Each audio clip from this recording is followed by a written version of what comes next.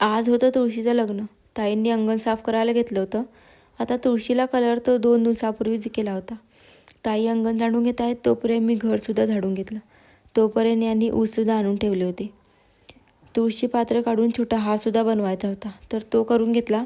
त्याच्यानंतर आरती वगैरे स्वच्छ करून घेतली आणि छान अशी सजवूनसुद्धा घेतली.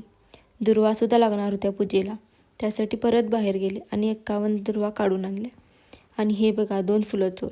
न सांगता फुलं काढली की मी तर चोरच म्हणणार. त्याच्यानंतर रांगोळीसुद्धा बाकी होती. छान रांगोळी काढून घेतली. मग असतो तो आपला स्वयंपाक. भात, आमटी, भाजी, शिरा असा नैवेद्यासाठी सगळा स्वयंपाक करायचा होता, तर तो करून घेतला आणि तुळशीलासुद्धा अशा प्रकारे सजवून घेतलं आणि मीसुद्धा अशी तयार झाली. त्याच्यानंतर छोटी मोठी तयारी तर बाकी असतेच आपली, तर ती करून घेतली. मग झाली तुळशीच्या लग्नाला सुरुवात. असं म्हणतात की या दिवसापासून देव दिवाळी सुरू होते आणि लग्न सराईलाही सुरुवात होते. मंगलाष्टका झाल्या, अक्षतासुद्धा पडल्या आणि अशा प्रकारे आमच्या तुळशीचं लग्न संपन्न झालं.